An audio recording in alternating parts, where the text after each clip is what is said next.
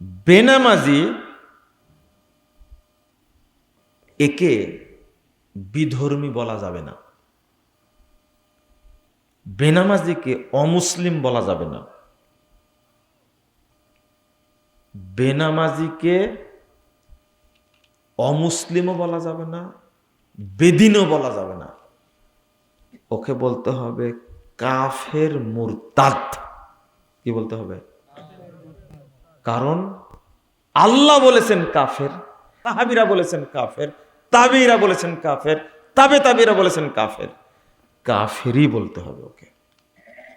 আপনি অমুসলিম বলবেন কেন? আপনি জানেন এই বেদিন, অমুসলিম, বিধর্মী বেশি খারাপ না বেনামাজি বেশি খারাপ? কেন?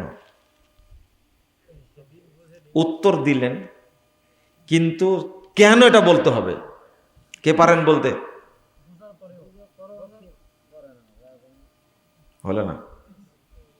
একজন বলেন অন্তত, বক্তব্য নাকি শুনেন আমার।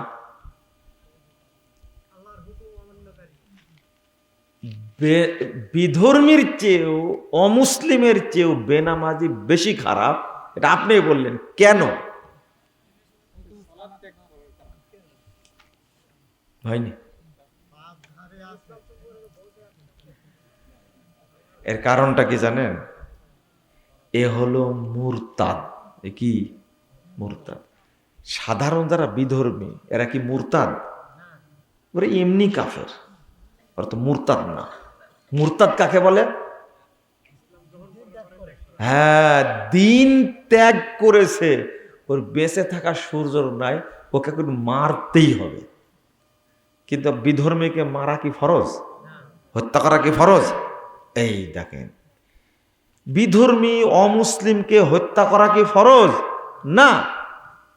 সে আমাদের দেশের জনগণ, সে তার ধর্ম পালন করে বসবাস করতে পারে, কিন্তু এই বেনামাজি কাফের ও মুরতাদ, একে হত্যা করা কি ফরজ, ওয়াজিব, ওকে হত্যা করতেই হবে। আচ্ছা, আর একটা জিনিস বলিনি, বলে যাব। বিধর্মী কোনো জিনিস জবে করেছে, খাওয়ার কিছু নাই, আপনি বিসমিল্লাহ বলে খেতে পারবেন, বুঝতে পারলেন? বিধর্মী জবে করা। কিন্তু এই অপবিত্র, এই দুই পায়া বেনামাজি যদি কোনো জিনিস জবাই করে, ওর গোশত খাওয়া হারাম, খাওয়া যাবে না। বেনামাজি যদি গরু জবাই করে, খাসি, মুরগি, হাঁস জবাই করে, পাখিও যদি জবাই করে, খাওয়া যাবে না, হারাম, হারাম। ও মুরতাদ যে। আরেকটা কারণ হলো, মুরগি জবাই করে ফেলেছে বা গরু জবাই করেছে, গরুটা এখন অপবিত্র হয়ে গেছে। আপনি মনে বুঝেননি, তাই না? কিভাবে বুঝাই? মানে একটা গরুকে আপনি ফাঁস দিয়ে মেরে ফেলে দিয়েছেন, কথা কি বুঝলেন? খাওয়া যাবে এটা? কেন খাওয়া যাবে না? মরা, তাই না? একটা গরুকে পিটায় মেরে ফেলেছেন, খাওয়া যাবে? বলেন না, না খাবেন? একটা বকরিকে পিটায় পিটায় মেরে ফেলেছেন, ওটা খাওয়া যাবে? ঠিক বেনামাজি জবাই করা গরু, ছাগল ঠিক ওই রকমই, মানে পিটায় মেরে ফেলে যার মতো, খাওয়া যাবে না। এইটা হলো বেনামাজি। আর একটা জিনিস শুনে রাখেন, বেনামাজিকে মেরে ফেলে দিতে হবে, এ ব্যাপারে কোনো ইমামদের মধ্যে ইখতিলাফ নাই। কথাটা শুনে রাখেন ভালো করে। বেনামাজিকে মেরে ফেলতে হবে, হয় ফাঁসিতে ঝুলায়া, না হলে তরবারি দিয়ে জবাই করে মেরে ফেলতে হবে। এ ব্যাপারে সাহাবী, তাবে ইমামদের মধ্যে কোনো ইখতিলাফ নেই। ইখতিলাফ কোন জায়গায় জানেন? ওকে হত্যা করার পরে ওর জানাজা পড়বো কি পড়বো না, এইটা নিয়ে ইখতিলাফ। মনে থাকবে কথাটা? বুঝলেন নি? মনে বুঝেননি, তাই না? আলোচনা খুব ভারী হয়ে যাচ্ছে। না না না, বুঝলে কেমনে ভারী বুঝবেন? আপনি আগে বুঝেন, আমি আবারও বলি, বেনামাজি মুরতাদ ওকে হত্যা করতে হবে, এ ব্যাপারে কোনো ইখতিলাফ নাই। দ্বিমত কোন জায়গায় জানেন, বুঝতে পারছেন? ওকে হত্যা করার পরে জানাজা পড়বো কি পড়বো না, এটা নিয়ে কি আছে, ইখতিলাফ আছে। তখন ইখতিলাফের আপনার লাভ কি, বুঝেননি? একজন আলেম বলছে যে জানাজা পড়া যায়, কারণ যেহেতু মেরেই ফেলে দেওয়া হয়েছে, হদ জারি হয়ে গেছে, অতএব আর সমস্যা নেই, জানাজা করা যেতে পারে। কিন্তু অধিকাংশ আলেম ওলামা, বিজ্ঞ ওলামা একরাম বলছেন, আরে ওকে মুরতাদ হওয়ার কারণে তো মারা হয়েছে, ওর জানাজা কিসের? ওকে হাত দিয়ে স্পর্শ করা হারাম। বেনামাজি মরে গেছে, তো মারা গেছে, মনে হয় আপনার বাপ, আপনার মা বেনামাজি মারা গেছে, ওকে হাত দেওয়া স্পর্শ করা যাবে না, হারাম। তো ধরা যাবে না, কিন্তু ধরা যাবে না, খুব সাবধান। একটা মুশরিক যদি মারা যায়, ওকে আপনি ধরতে পারবেন? একটা কাফের যদি মারা যায়, ইহুদি বা খ্রিস্টান মারা যায়, ওকে হাত দিয়ে ধরতে পারবেন না, হারাম, স্পর্শ করা যাবে। আরে বুঝেননি মনে হয়, ওকে স্পর্শ করার সাথে সাথে আপনি অপবিত্র হয়ে যাবেন। ওকে স্পর্শ করা যাবে না, ধরাই যাবে না। গোসল তো অনেক পরের ব্যাপারের ভাই, কি করা যাবে না, ওকে ধরাই যাবে না। কি করবেন ওকে? ওকে ধরাই যাবে না। লা হাওলা ওয়ালা কুওয়াতা ইল্লা বিল্লাহ। আমি আপনি কিভাবে বুঝাই? এখন প্রশ্ন আপনাদের, কি করা যাবে তাহলে? কুকুর মারা গেলে কি করেন? কি করেন? পায়ে দড়ি বেঁধে ঘাড়ে করে নিয়ে যান, ছেঁচড়ে নিয়ে যান। কোথায় দাফন করেন? দূরে জঙ্গলে, যেখানে আবাদ বেনেত হয় না, আবাদ পানি হয় না, ওই জায়গায় দাফন করেন। এ তো কুকুরের চেয়েও খারাপ। আল্লাহ বলেছেন বালহুম আযল। ও বেনামাজি কিন্তু আপনার চেয়ে ভালো জানে। ও বলছে কি জানেন, নামাজ না পড়লে আমার ঈমান ঠিক আছে। রে হারাম কোন মাঠটা কেমন দেওয়ার দরকার বলেন তো দেখি। আস্তাগফিরুল্লাহ। ও ডবল কাফের, ওর বুদ্ধি অনেক বেশি। শোনেন, আলোচনাটাকে শোনেন, আপনারা একটু ধৈর্য দিয়ে শোনেন। গালিগালাজ পরে করেন আমাকে, কিন্তু শোনেন আগে, শুনলে ভালো লাগবে। আমি আপনাকে কিভাবে বুঝাবো? আপনি মনে মনে করছেন কথাগুলো কড়া হয়ে যাচ্ছে। কথা আমি কড়া বলিনি। বেনামাজির জানাজা নিয়ে আপনি দ্বন্দ্ব করেন, তাই না?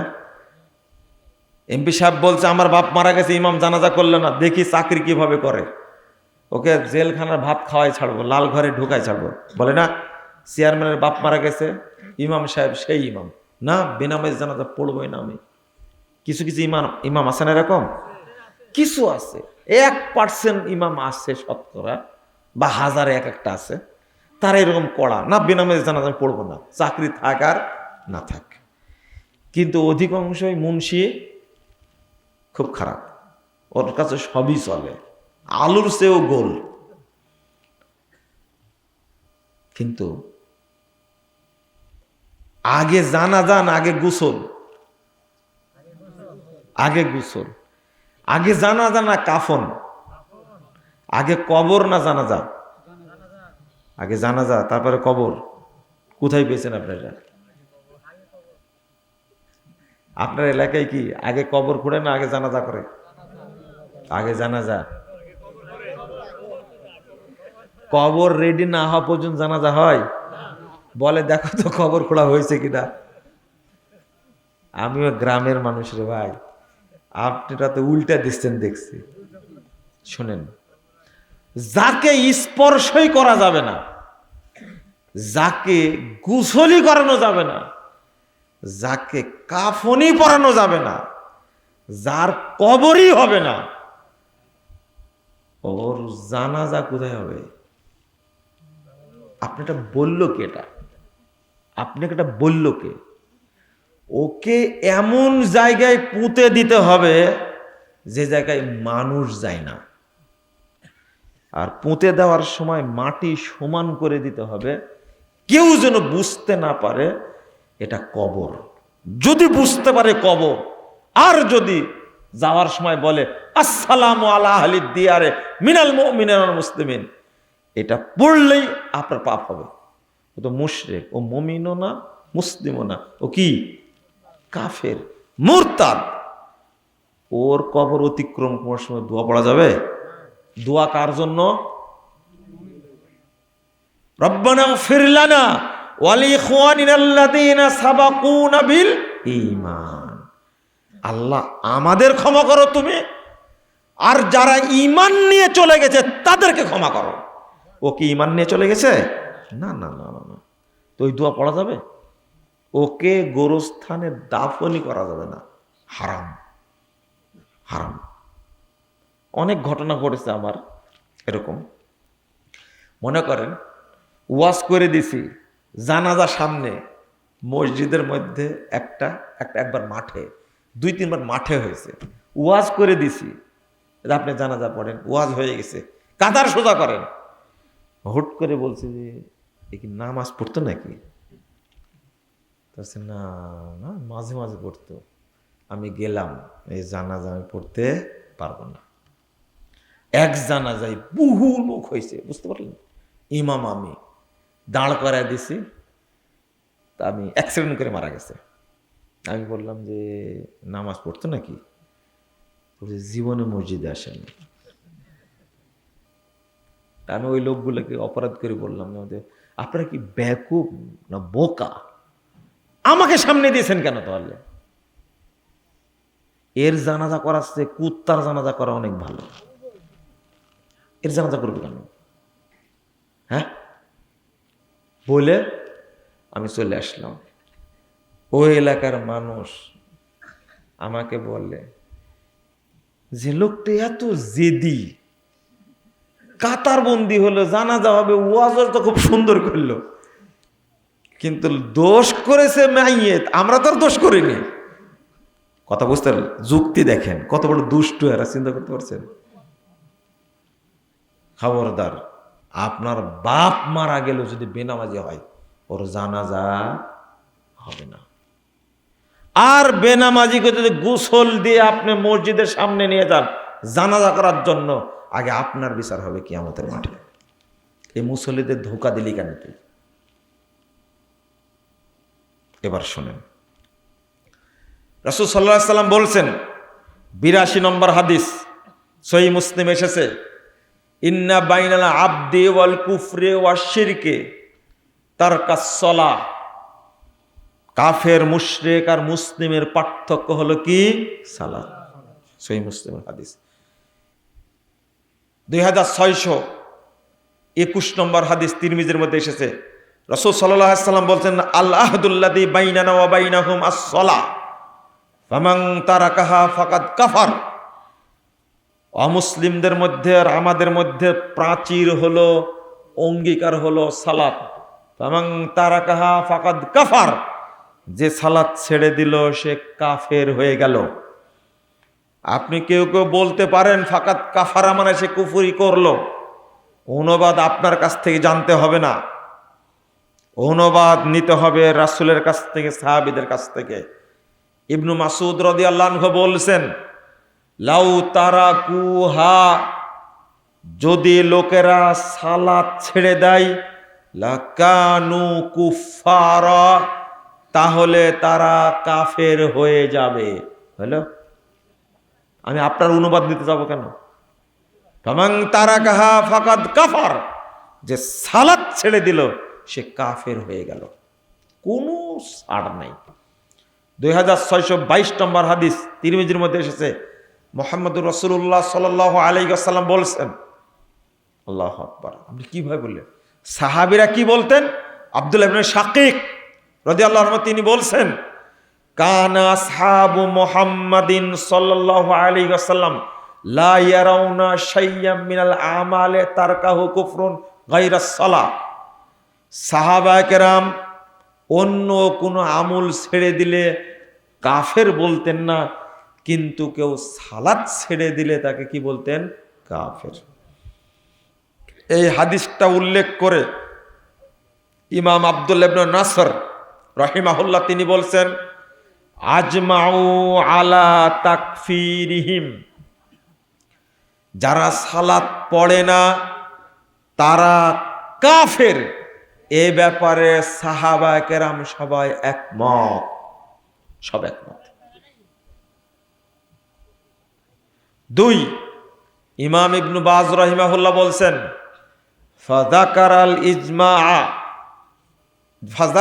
ইজমা সাহাবা, সাহাবী আব্দুল্লাহ ইবনে শাকিক, তিনি তাবি আব্দুল্লাহ ইবনে শাকিক তিনি উল্লেখ করেছেন সাহাবীদের একমতের ব্যাপারে, আন্না তারিকাস সালাহ ইনদাহুম কাফিরুন, যারা সালাত ছেড়ে দেয় সাহাবীদের কাছে তারা কি? কাফের। আপনার কাছে আরো 2টা প্রশ্ন। এক ওয়াক্ত সালাত যদি কেউ ছেড়ে দেয় তার কি অবস্থা, তাই না? রাসূল সাল্লাল্লাহু আলাইহি ওয়াসাল্লাম বলছেন, আল আহাদিসুল মুখতারা 351 নম্বর হাদিস, সনদ সহিহ। আল্লাহ রাসূল সাল্লাল্লাহু আলাইহি ওয়াসাল্লাম বলছেন, লা তাতরুকুস সালাতা মুতাআম্মিদিন, ইচ্ছা করে সালাত ছেড়ে দিও না তোমরা। ফাইন্নাহু মান তারাকাস সালাহ মুতাআম্মিদান ফাকাদ খরাজা মিনাল মিল্লাহ, যে ইচ্ছা করে ফরজ সালাত ছেড়ে দিল সে ইসলাম থেকে খারিজ হয়ে গেল। ইসলাম থেকে খারিজ হলে কি হয় বলেন তো? মুরতাদ। এই তো এবার জায়গা মতো আসছেন। ইসলাম থেকে যে খারিজ হয়ে যায়, ফাকাদ খরাজা মিনাল মিল্লাহ, সে ইসলাম থেকে খারিজ হয়ে গেল, মানে সে মুরতাদ হয়ে গেল। এক ওয়াক্ত সালাত করে ছেড়ে দেয়। 22,128 নম্বর হাদিস, মুসনাদ আহমদ। রাসূল সাল্লাল্লাহু আলাইহি ওয়াসাল্লাম বলছেন, লা তাতরুকান্না সালাতান মাকতুবাতান মুতাআম্মিদান,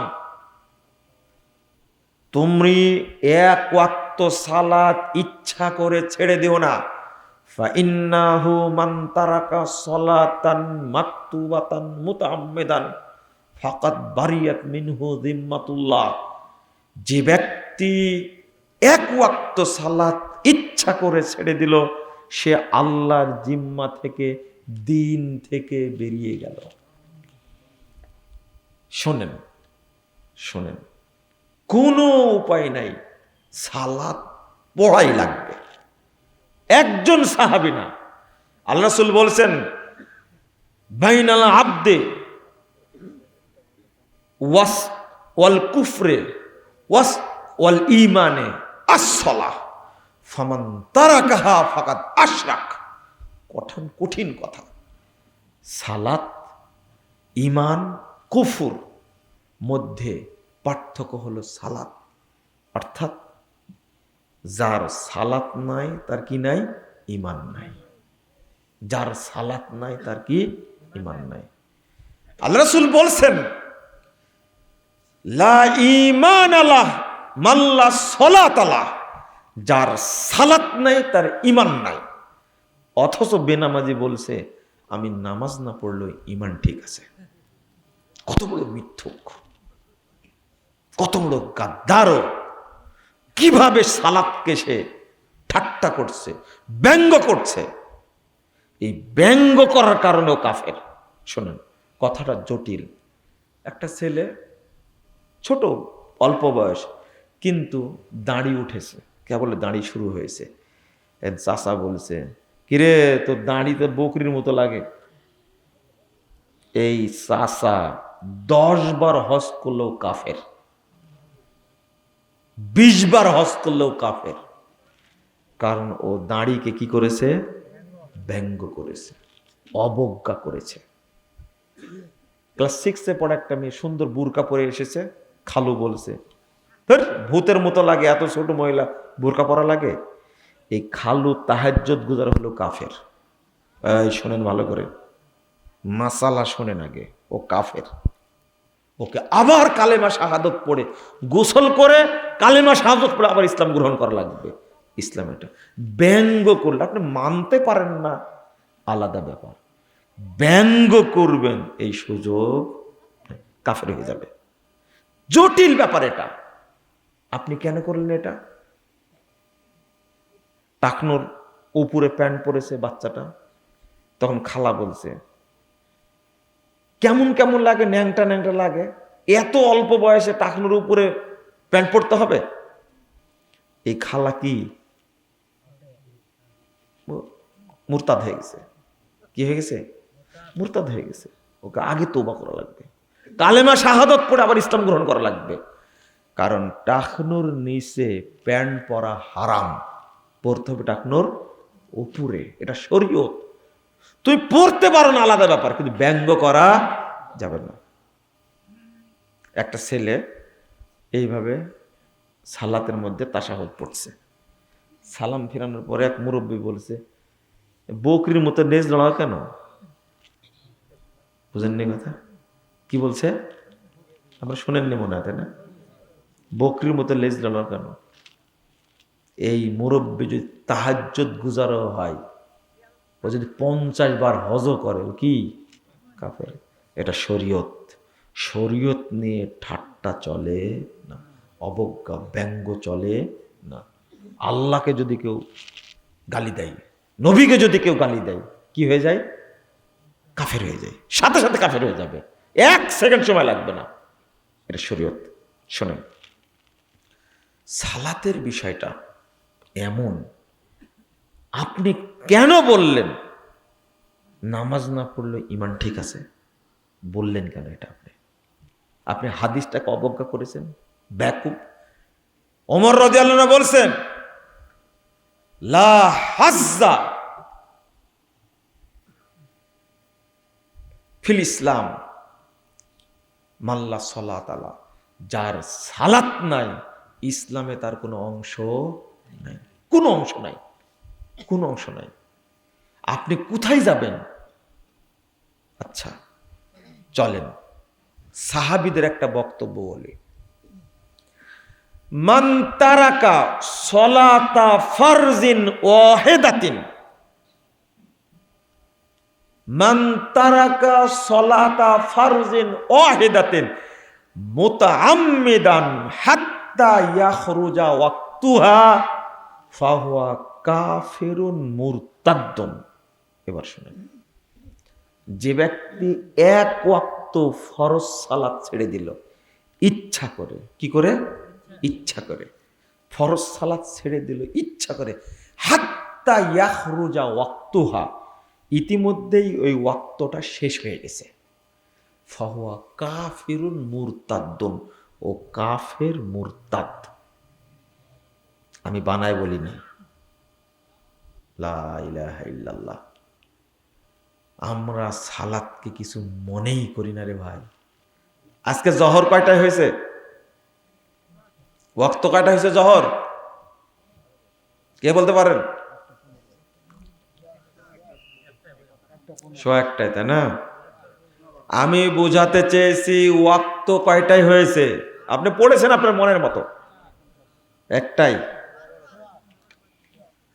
12:09 ওয়াক্ত হয়েছে। কয় মিনিটে? 12:09 পড়েছেন কয়টায়?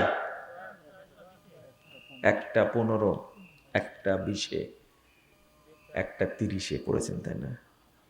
এটা কার ইচ্ছায় পড়লেন? আল্লাহর ইচ্ছায় না আপনার ইচ্ছায়? কার পূজা করলেন তাহলে? আপনার সুবিধা অনুযায়ী সালাত পড়তে হবে না আল্লাহর টাইম অনুযায়ী পড়তে হবে?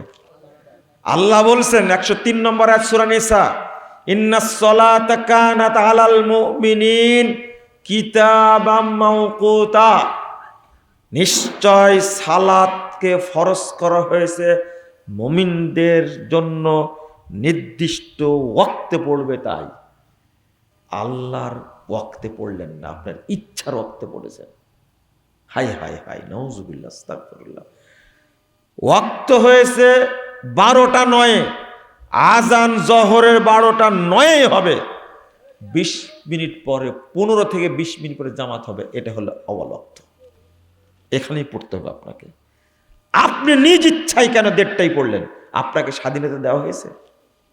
আপনাকে কি স্বাধীনতা দেওয়া হয়েছে? শোনেন, আর আসরের ওয়াক্ত কয়টায় হয়েছে?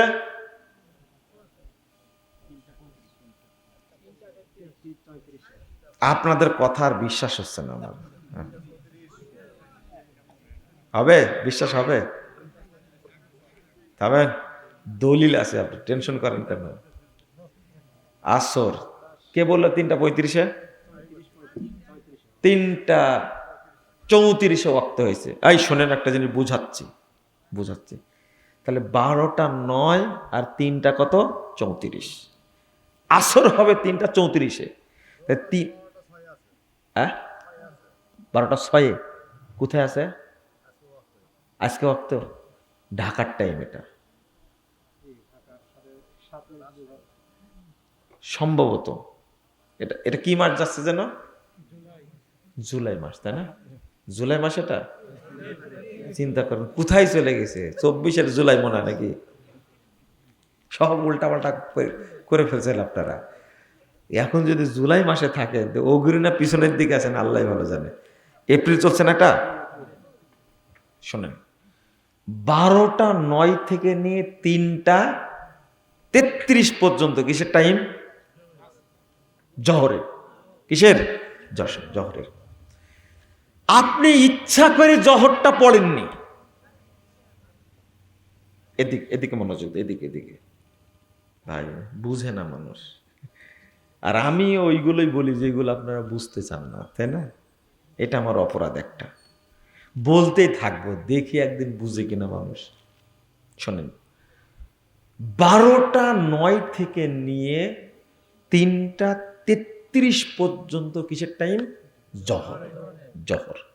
এখন আপনি জহরের সালাদটা পড়তে পারেননি, শাশুড়ির সাথে গল্প করছিলেন, চাষটলে আড্ডা দিচ্ছিলেন, ইচ্ছা করে আপনি পড়েননি। এখন আপনি কি করবেন? এখন কি করবেন? কাজা করে নেবেন, তাই না? হাত্তা ইয়াখরুজা ওয়াক্তুহা, ওয়াক্ত ইতিমধ্যেই পার হয়ে গেছে। ওয়াক্ত পার হয়ে গেছে। এখন কি করবেন আপনি? তওবা করতে হবে। তারপরে কি করবেন? বলেন। কাজা করে নিতে হবে, তওবা করে, তাই না? শোনেন, ওয়াক্ত পার হয়ে গেছে, এখন আপনি কাফের, সাহাবীরা বলছেন। এখন কি করবেন? কালেমা শাহাদত পড়বেন। পড়তে পারবেন আসর আর জহর নাই। কারণ তখন কি অবস্থায় ছিলেন? তখন কি জহর আছে আর নাই? এখন জহর যদি আপনি 1000 বার পড়েন, কোনো লাভ হবে না। অতএব আমি বলিনি অসুস্থ ছিলেন, অ্যাক্সিডেন্ট করেছিলেন, লাইফ সাপোর্টে ছিলেন, সিসিউতে ছিলেন, আইসিইউতে ছিলেন, আমি এগুলো বলেছি কি? ইচ্ছা করে পড়েননি। আরে লাইফ সাপোর্টে ছিলেন, আপনার জ্ঞানই ছিল না। আপনার জ্ঞান নেই, সালাত আছে আপনার, তো ওই অজুহাত দেন কেন? আপনি ঘুমিয়েছিলেন না। হ্যাঁ, কারণ এমন একটা বিপদে পড়েছেন, সালাদটা পড়তে পারেন, টাইম হয়ে গেছে, পার হয়ে গেছে, কোনো সমস্যা নাই। এক ওয়াক্ত কেন, 5 ওয়াক্তই যদি পড়তে না পারেন, কোনো সমস্যা নাই। আল্লাহর নবী সাল্লাল্লাহু আলাইহি সাল্লাম একদিন এশার পরে 4 ওয়াক্ত সালাত পড়েছেন। এটা কি জানেন আপনি? 661 নম্বর হাদিস। আপনি দেখেন, আপনি এমন কি সমস্যার মধ্যে আছেন? কি সমস্যা? দোকানে কাজ করছিলেন, তাই না? কি সমস্যা? ওই মাঠে কাজ করছিলেন, তাই না? এগুলো কি সমস্যা না আপনার ইচ্ছা? এটা আপনার ইচ্ছা, আপনি পড়েননি। মান তারাকা সলাতা মুতাআম্মিদান বিগাইরি ইল্লাতিন হাত্তা আদখালা ওয়াক্তান ফি ওয়াক্তিন ফাহুয়া কাফির। আব্দুল্লাহ ইবনে মুবারক বিখ্যাত তাবেঈ, তিনি বলছেন, কেউ যদি ইচ্ছা করে কোনো কারণ ছাড়াই সালাত ছেড়ে দেয়, ইতিমধ্যে এক ওয়াক্ত আর এক ওয়াক্তের মধ্যে ঢুকে যায়। হাত্তা আদখালা ওয়াক্তান ফি ওয়াক্তিন, এক ওয়াক্ত আর এক ওয়াক্তের মধ্যে ঢুকে গেছে, ফাহুয়া কাফের, সে কি কাফের। আর আপনি আমাকে প্রশ্ন করছেন শুধু রমাজানে পড়ে সারা বছর পড়ে না, তাহলে কি মুসলমান থাকবে? বুঝেননি মনে আমার কথাটা? সারা বছর পড়ে না, রমাজান এখানে কুপায়া পড়ে, ও কি বলেন তো তাহলে? বলেন কি? আর উত্তর দেন না কেন? বিজ্ঞ কাফের। হ্যাঁ, বোকা। এক ওয়াক্ত সালাত ওয়াক্ত পার হয়ে তাই যদি কাফের হয়ে যায়, আর মাঝে মাঝে পড়ে মাঝে মাঝে পড়ে না, ও কি মুসলিম? খাঁটি মুসলিম নাকি ও? তওবা তওবা, আস্তাগফিরুল্লাহ। না না না না, শোনেন শোনেন শোনেন, একটু তাকান তো আমার দিকে। এমন একটা জিনিস বলবো এবার, 579 নম্বর হাদিস সহিহ বুখারী, রাসূল সাল্লাল্লাহু আলাইহি সাল্লাম বলছেন, মান আদরাকা রাকাতাম মিনাল আসরি ক্বাবলা গুরুবিশ শামস ফাকাদ আদরাকাল আসর। আসর সালাত কয় রাকাত? কয় রাকাত? ঘুমায় যাচ্ছেন নাকি আপনারা? 4 রাকাত। আল্লাহ রাসূল সাল্লাল্লাহু আলাইহি সাল্লাম বলছেন যে কেউ যদি আসরের 1 রাকাত পায় সূর্য ডুবার আগে, সে ব্যক্তি আসর পেয়ে গেল। সূর্য ডুবার আগে 1 রাকাত পেয়েছে, তাহলে আসর সালাত, আসর কয় রাকাত? 4 রাকাত। 4 রাকাতের মধ্যে 1 রাকাত পেল, থাকলো কয় রাকাত? তাহলে 1 রাকাত সালাত যদি সূর্য ডুবার আগে পড়তে পারে, আসর পেয়ে গেল। আল্লাহ রাসূল বলছেন শুরু কর অন্তত সূর্য ডুবার আগে 1 রাকাত পড়ো, পরে 3 রাকাত তুমি সূর্য ডুবার পরে পড়ো, তবু আসর পেয়ে যাও। ওয়াক্ত যেন পার না হয়, খুব সাবধান। ওমান আদরাকা রাকাতাম মিনাল ফজরে ক্বাবলা তুলুইশ শামস ফাকাদ আদরাকাল ফজর। যে ব্যক্তি ফজরের 1 রাকাত সালাত পেল সূর্য ওঠার আগে, সে ফজর পেয়ে গেল। কয় রাকাত ফজর? ফজর সালাত কয় রাকাত? 2 রাকাত। তাও আল্লাহ রাসূল বলছেন সূর্য উঠে না যায়, অন্তত শুরু করো সূর্য ওঠার আগে। আপনি কি বুঝতে পারলেন যেটা বুঝালাম? ওয়াক্ত পার করা যাবে না। আপনি জহরটা পড়তে পারেননি, বাসায় এসে বলছেন যা জহরটা পড়া হয়ে গেল, পড়া হলো না, যাক আসরের টাইম তো হয়ে গেল, আসরের সাথে পড়ে নেবনি, মারি দেবনি একসঙ্গে। করেন না এটা? এই নিয়াতটা করার উদ্দেশ্য না কাফের হওয়ার নিয়াত করা। কি হওয়ার নিয়াত করা? কাফের হওয়ার নিয়াত করা। সাথে সাথে পড়তে হবে, যেন জহরের ওয়াক্তটা আসরের মধ্যে ঢুকে না যায়, সাথে সাথে পড়ে নিতে হবে। আর আপনি নিয়াত করে ফেলেছেন যা পড়াতে হলো না, আসরের সাথে মারি দিবনি, চলবে না। কষ্ট পাচ্ছেন আপনারা? কষ্ট আরো দিব, কষ্ট আরো দেব। হাদিসটা শোনেন, হাদিসটা শুনেন। 1 রাকাত সালাত পড়তে আপনার কয় মিনিট লাগে? মা বোন আছে না? আছে না? মহিলারা নাই? আচ্ছা, প্রথমে জিজ্ঞেস করেছিলাম জহর কয়টায় পড়েছেন, বললেন যে 101টায়। বলেন তো আপনার বউ কয়টায় পড়েছে? বলেন না কয়টায় পড়েছে? 2টা 3টা। মাশাআল্লাহ, শোনেন পাইছি, এমনি বলছে 2টা 3টা মেরে দিছে। আর অনেকেই এই মহিলারা জহর আসর 2টা একবারে মারে। দেখবেন, খেয়াল করে দেখবেন, আল্লাহ জাতিকে যে কেন সৃষ্টি করলেন, এতই অলস জাতি এটা। আল্লাহ এদেরকে হেদায়েত দান করুন। কিন্তু গতকালকে গেছে 13ই ফেব্রুয়ারি, না 13ই এপ্রিল। 13 এপ্রিলটা কি জানেন? জানেন না আপনারা? আস্তাগফিরুল্লাহ। না, আমার উল্টাপাল্টা হয়ে গেছে তো। আমি আমি আমি ঠিকই বলেছি। আজকে হলো 14ই এপ্রিল। 14ই কি এপ্রিল? কেমনে কেমনে এই মালনগুলো মিলাই দিছে 14 এপ্রিল আর 14 ফেব্রুয়ারি, বুঝেননি? 14 ফেব্রুয়ারি একটা লুচ্চা দিবস, আর 14 এপ্রিল একটা কি দিবস? এটা লম্পট দিবস একটা, এটা বেহায়া দিবস একটা। আর 13 ফেব্রুয়ারি এটা কি আপনারা জানেন না কেন? 13 ফেব্রুয়ারি হলো পহেলা ফাল্গুন, এটা হলো বসন্ত বরণ। যারা পড়াশোনা করে তারা ঠিকই বুঝেছে আমার কথা। না শুনেন, একটু শুনেন, এমন একটা অবস্থার মধ্যে আমরা দিন পার করছি, এত খারাপ একটা অবস্থার মধ্যে দিন পার করছি, মানুষ বুঝতে চায় না। আপনার ওয়াইফ এই পহেলা বৈশাখের অপেক্ষায় আছে 3 মাস আগে থেকে। বৈশাখী শাড়ি পরবে, তাই না? কেমন খান নাচ বউকে বিয়ে করছেন আপনি, চিন্তা করতে পারছেন? ও বাইনা ধরে আছে 3 মাস আগে থেকেই যে আমাকে কিন্তু ঘুরতে নিয়ে যাবে পহেলা বৈশাখের দিনে, তাই না?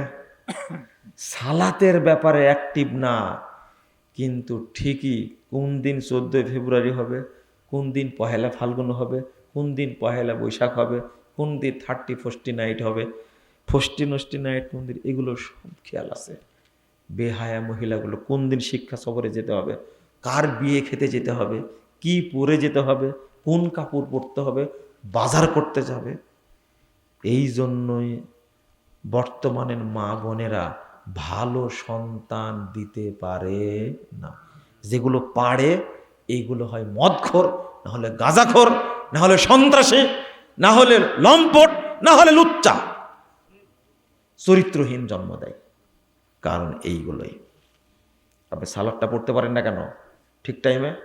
বাড়িতে গিয়ে আজকে বলবেন, আমি মাঠে কাজ করি, আমি বাহিরে থাকি, আমার জন্য মসজিদ শর্ত, আমার জন্য জামাত শর্ত। বেটি, তোমার জন্য জামাতও শর্ত না, মসজিদও শর্ত না, আজানও শর্ত না। তুমি বাড়ির মধ্যে আসো, ওয়াক্ত হয়ে যাবে, আজান একামত দিয়ে সালাত পড়ে নেবে।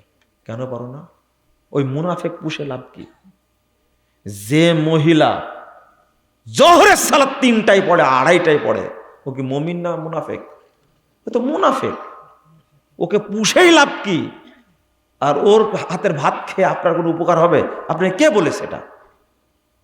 আপনি ওকে পুষে লাভটা কি? কোন লাভ হবে না? কালকে তালাক দিয়ে দিবেন।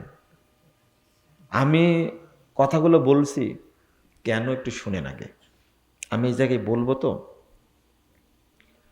বলেন তো আপনার এক রাকাত সালাত পড়তে কয় মিনিট লাগে? 2 মিনিট লাগে। ধরেন 2 মিনিট, হিসাব করেন, কিন্তু 4 রাকাত পড়তে হলে কয় মিনিট লাগবে? খবর আছে, মিলায় দেখবেন। যদি না হয় তাহলে মিথ্যা কথা বললেন কিন্তু আজকে। আচ্ছা, হলে 2 মিনিট, কয় মিনিট? আমি অন্যদিকে চলে গেছিলাম কেন? এটা মাথায় তার ঝালাই করার জন্য মূলত এই কথাটা বলবো, তাই সবাই খেয়াল করেন। আপনার ওয়াইফ মাসিক চলছিল, আপনার ওয়াইফের মাসিক চলছিল, এখন 6:20 সূর্য ডুবে যাবে, কিন্তু 6টার দিকে আপনার ওয়াইফের মাসিক বন্ধ হয়ে গেছে। কি হয়ে গেছে? সূর্য ডুবার আগে বন্ধ হয়ে গেছে। এমতো অবস্থায় মাসিক বন্ধ হলে আপনাদের স্ত্রীরা, তারা কেউ কি কোনোদিন তাদেরকে আসর পড়তে দেখেছেন? আপনি কেন, আপনার দাদাও দেখেনি। আপনার বড় বাপ যিনি, দাদার বাপ যিনি, উনিও দেখেননি। বুঝেননি মনে কথা? মাসিক চলছিল, চলতে চলতে মাসিকটা বন্ধ হলো কখন? সূর্য ডুবার আগে, 20 মিনিট আগে বন্ধ হলো। এই মহিলা জীবনে কোনোদিন আসর পড়েছে?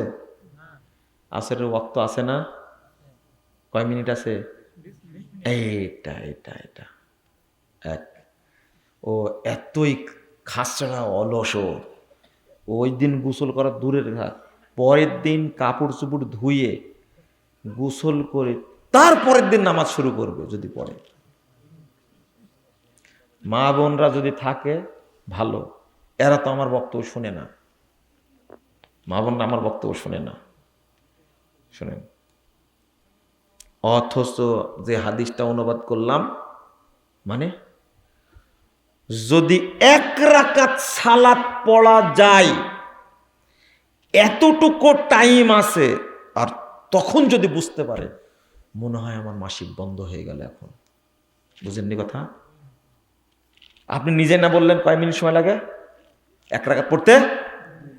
2 মিনিট। সূর্য ডুবতে আর কয় মিনিট বাকি আছে? 2 মিনিট। 2 মিনিট বাকি আছে, 1 রাকাত সালাত পড়া যাবে। ওই 2টা হাদিস অনুবাদ করলাম না, আসরের সালাত যদি কেউ 1 রাকাত পায় সূর্য ডোবার আগে, বুঝেননি কথা? এইটা হলো দলিল।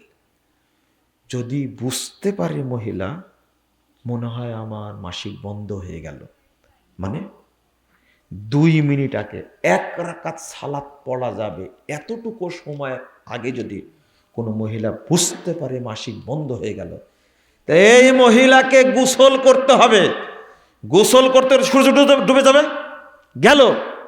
সূর্য ডুবে গেলেও এই মহিলা প্রথম পড়বে জহর 4 রাকাত, এরপরে পড়বে আসর 4 রাকাত, এরপরে পড়বে কি? মাগরিব। এটাই হলো শরীয়ত। অথচ ও সারা দিনই পড়ে না নামাজ। মা বোনদেরকে সচেতন থাকতে হয়। ও জানে আমার মাসিক 3 দিন থাকে, ও জানে আমার মাসিক 5 দিন থাকে, ও জানে আমার মাসিক 7 দিন থাকে। জানার পরে 7ম দিন যখনই হবে তখন অপেক্ষায় থাকবে, মনে হয় এখনই বন্ধ হয়ে গেল, নিশ্চিত হবে আর মাসিক বন্ধ হয়ে গেছে। চিন্তা করবে টাইমটা কখন। সূর্য ডুবতে যে 2 মিনিট বাকি থাকে, তাকে গোসল করে আগে জহর পড়তে হবে 4 রাকাত, তারপরে আসর পড়তে হবে 4 রাকাত, তারপরে মাগরিব পড়বে। মাশাআল্লাহ, মাশাআল্লাহ। প্রশ্নটা কে করলেন? মাশাআল্লাহ। যা, হ্যাঁ, তো প্রশ্ন তো আগে আগে করেননি, উনি তো প্রশ্ন করেছেন। মাশাআল্লাহ। আমি এই প্রথম একজন শ্রোতা পেলাম, একজন প্রথম। বহুদিন থেকে বলি, আজকে প্রশ্ন করেছে আগে, তার জহর কেন পড়বে, তাই না? মাশাআল্লাহ। আমি খুব খুশি হলাম যে উনি বুঝেছেন আমার আলোচনাটা। আপনারা কেউ না বুঝলে উনি বুঝেছেন জহর কেন পড়বে, তাই না?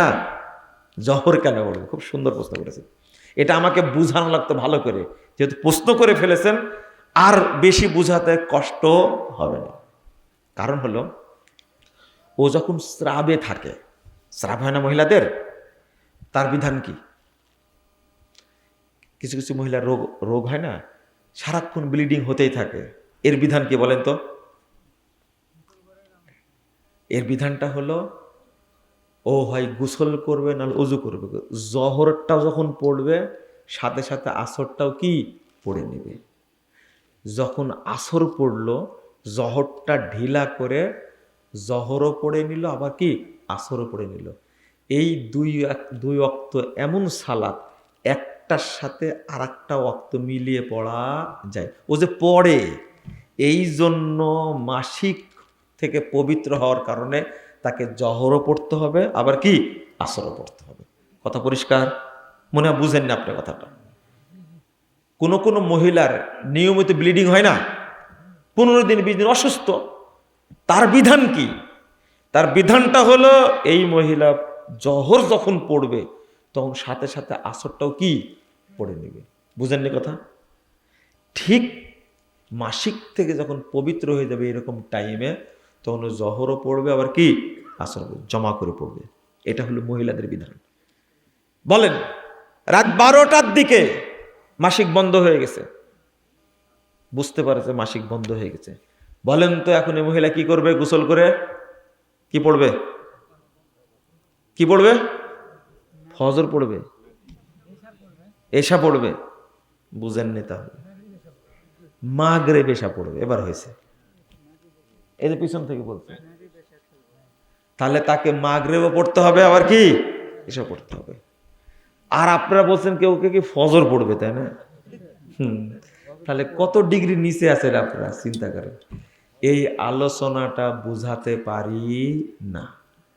এই বলতে বলতে একসময় হবে ইনশাল্লাহ। মানুষ একজনও বুঝেননি আজকে? আপনি বুঝেননি? বুঝছেন? আপনি বুঝেননি? বুঝছেন? আলহামদুলিল্লাহ। এই একজন বুঝতে বুঝতে একসময় কি হয়ে যাবে, সবাই বুঝে নেবে ইনশাল্লাহ। ইনশাল্লাহ এই আশা নেই বলি।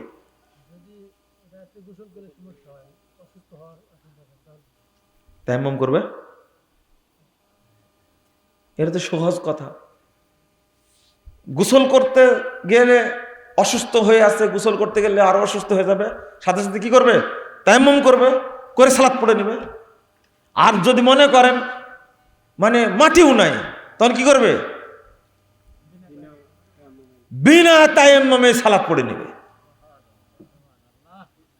ইমাম বুখারী বাব বেঁধেছেন ওই যে হাদিস, বনু মুস্তালিকের যুদ্ধে সালাত পড়ে নিলেন ওযু ছাড়াই, তায়াম্মুম ছাড়াই। বাবু সলাতে বিগাইরি উযুইন ওয়ালা তায়াম্মুমিন, ওযু তায়াম্মুম ছাড়াই সালাত, ওযু তায়াম্মুম সালাত ছাড়াই সালাত পড়তেই হবে। আপনাদের অনেক কষ্ট দিলাম আজকে, তাই না? না, শেষে আমি আপনাদের বলতে চাই যে পরিবার ভালো না হলে সন্তান ভালো হবে না। পরিবার ভালো হওয়া লাগবে, পরিবার ভালো হওয়া লাগবে, লাগবেই। যত দোষ, আপনার সন্তান খারাপ হয়েছে দোষ মায়ের, কিন্তু আপনারা স্ত্রীকে শুধু স্ত্রী মনে করেন, বউ মনে করেন। ও শুধু স্ত্রী না, ও শুধু বউ না। আল্লাহু আকবার। ও আল্লাহর নিদর্শন। আল্লাহ বলেছেন ওমিন আয়াতিহি আন খালাকালাকুম মিন আনফুসিকুম আজওয়াজা লিতাসকুনু ইলাইহা। আল্লাহ বলছেন এটা আল্লাহর নিদর্শন। আল্লাহ তোমাদের জন্য তাকে তৈরি করেছেন কেন? লিতাসকুনু ইলাইহা, যেন তার কাছে গিয়ে তুমি প্রশান্তি পাও, সুখ পাও, আদর পাও, তৃপ্তি পাও। এই মহিলা আপনার স্ত্রী হলো আল্লাহর নিদর্শন। এ হলো সুখের হাঁড়ি, এ হলো বরকতের হাঁড়ি, এ হলো তৃপ্তি, প্রশান্তি, শান্তির কারখানা। এটা আল্লাহ বলছেন, আল্লাহ নবী বলছেন। বাড়িতে যাকে পুষছেন সে কি এইরকম? ও তো নামাজই পড়ে না। আল্লাহ রাসূল সাল্লাল্লাহু আলাইহি সাল্লাম বলছেন তাব্বাল লিযাহাবি ওয়াল ফিজ্জা, তাব্বাল লিযাহাবি ওয়াল ফিজ্জা, তাব্বাল লিযাহাবি ওয়াল ফিজ্জা। 2274 নম্বর হাদিস, তাবরানী আওসাতের মধ্যে এসেছে। স্বর্ণের খনি রূপার খনি ধ্বংস হয়ে যাক, স্বর্ণের খনি রূপার খনি ধ্বংস হয়ে যাক, স্বর্ণের খনি রূপার খনি ধ্বংস হয়ে যাক। ক্বালু ইয়া রাসূলুল্লাহ আইয়ুল মালি নাত্তাখিযুহু, আল্লাহ রাসূল যদি তাই হয় তাহলে আমরা কোন সম্পদ জমা করব? স্বর্ণ আর রূপাই তো মূল সম্পদ। আল্লাহ রাসূল বলছেন লিয়াত্তাখিজ আহাদুকুম যাওজাতান সালিহা, তোমরা একটা দিনদার স্ত্রী বাড়িতে রেখে দাও, এটাই হলো বরকতের খনি, এটাই হলো স্বর্ণের খনি। আল্লাহ রাসূল বলছেন আযামুন নিসায়ে বারাকা, মহিলাদের মধ্যে বরকতপূর্ণ মহিলা তারা, তাদের মধ্যে বেশি বরকত আছে। আইসারুহুন্না মাউনা, যার চাহিদা নাই, মানে নাই নাই খাই খাই করে না। তুমি ওই সেই বিয়ের সময় একটা শাড়ি দিছো, আর কিছু দিছো? আমাকে তো কিছুই দাও না। যেদিন শুনবেন বইয়ের মুখ থেকে এই ধরনের কথা, সেদিন বুঝবেন ওর মধ্যে কোনো বরকত নাই, কোনো বরকত নাই। ও অকল্যাণ একটা প্রাণীকে আপনি নিয়ে আসছেন। অকল্যাণ প্রাণী বুঝেন তো? আমি হাদিস দিয়ে বলি রে ভাই, কিছু মনে করেন না। আল্লাহ রাসূল বলছেন মিন সাদাতি ইবনে আদম, আদম সন্তানের সৌভাগ্যের প্রতীক হলো আল মারাতু সালিহা, নেককার স্ত্রী বাড়িতে থাকলে ওই ব্যক্তি সফল। ওই নেককার দিনদার স্ত্রীর কারণে বাড়িতে বরকত নাজিল হবে। আল্লাহ রাসূল বলছেন অমিন শিকওয়াতি ইবনে আদম, আর আদম সন্তান একজন স্বামীর জন্য দুর্ভাগ্যের হতভাগার প্রতীক হলো আল মারাতু সু, নোংরা খারাপ স্ত্রী। যখন দেখলেন আমার বাড়িতে বরকত হচ্ছে না, সন্তানগুলো খারাপ হয়েছে, ব্যবসা বাণিজ্যে বরকত হচ্ছে না, তখন বুঝবেন বউ খারাপ, এতে কোনো সন্দেহ নেই। আল্লাহর নবী বলছেন এটা, 1441 নম্বর হাদিস মুস্তাদ আহমদের মধ্যে এসেছে। ফাইজলামি কখনোই কখনোই চিন্তা করা যাবে না। শোনেন, দুর্ভাগ্যের প্রতীকও স্ত্রী, সৌভাগ্যের প্রতীকও কে? স্ত্রী। কে বলেছেন? মুহাম্মদুর রাসূলুল্লাহ সাল্লাল্লাহু আলাইহি ওয়াসাল্লাম বলেছেন। তা আমি বললে আপনার সমস্যাটা কি? আর আপনার বউ এতই দামি বউ, হ্যাঁ, সে পর্দা করে না, এতই দামি হয়ে গেল, এমন মহিলাকে বিয়ে করেছেন। আমি বলি, যারা ফেঁসে গেছেন তো গেছেনই, যারা ফাঁসিতে ঝুলছেন তো ঝুলছেনই, যারা এখনো ঝুলেননি তাদের জন্য আমার এই বক্তব্য কাজে লাগবে। এইরকম মহিলা থেকে বিয়ে করে নিজেও মরবেন, পরিবারও শেষ, সন্তানগুলো শেষ, এর দ্বারা কোনো উপকার হবে না। ওই টিকটকারকে বিয়ে করে নিয়ে আসবেন, তাই না? হ্যাঁ, লজ্জা শরম নাই তো? পরিচয় কোথায়? বিয়ে হলো কেমনে? ফেসবুকে পরিচয়। এই হারামখোরের সাথে বিয়ে হয় কোনো দিন? হ্যাঁ, ফেসবুকে পরিচয়। আর এমন কিছু কিছু বলদ আছে, নিজের স্ত্রীর ছবি ফেসবুকে দিয়ে ব্যবসা করে। এর মতো হতভাগা, এর মতো বলদ, এর মতো বোকা কোনো পশু এত বোকা হয় না। নিজের স্ত্রীকে মানুষের সামনে খুলে দিয়েছে। আস্তাগফিরুল্লাহ। মনে হচ্ছে গনিমতের মাল দে, সব খাক। লজ্জা শরম হায়া কিছুই নাই। ওয়াইফ হাজব্যান্ড নাটক করে, তাই না? লজ্জা শরম আছে? এদের উপরে আল্লাহর গজব, এদের উপরে ফেরেশতাদের গজব, এদের উপরে সমস্ত মুমিন বান্দার গজব।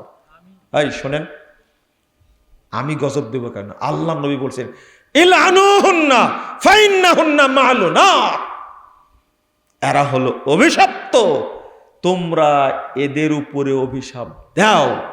বলেন আমিন। বলেন। যারা ন্যাংটা হয়ে ঘুরে, নাটক সিনেমা করে, আল্লাহ তুমি তাদেরকে ধ্বংস করো। বলেন আমিন। বলেন। ওরা দেশটাকে বেশ্যালয় বানা দিছে। পহেলা বৈশাখে সব ন্যাংটা হয়ে গেছে, নাউজুবিল্লাহ, ছাত্র ছাত্রী। আর তুমি বিশ্ববিদ্যালয়ে পড়ো, তুমি এমন মেয়েকে চয়েস করেছো যে জীবনে বুরকা তো দূরে, তার জামাই পরেনি, ও ফতোয়া পরে ঘুরে বেড়াচ্ছে, হাফ প্যান্ট পরে ঘুরে বেড়াচ্ছে। এই খান্নাসকে বউ করে নিয়ে আসছো তুমি, তুমিও বোকা, তোমার বউ বোকা। এরা অভিশপ্ত, এরা অভিশপ্ত। ইলআনুহুন্না ফাইন্নাহুন্না মালুনাত। আল্লাহর নবী অভিশাপ দিতে বলছে। এই শোনো, আমি জানি অভিশাপ লাগে। বাংলাদেশের বিখ্যাত শিল্পী গান গেয়ে গিয়ে বহু টাকা আদায় করেছে, এক রাতে 5 লাখ করে নিয়েছে। মরে যাওয়ার সময় এই এই এই এই মালউন মরে যাওয়ার সময় চিকিৎসার টাকা পায়নি। আপনাদের হজরতের কাছে গেছে, বিগত সালের হজরতের কাছে গেছে। যাওয়ার পরে হজরত দিয়েছে 10 লাখ টাকা।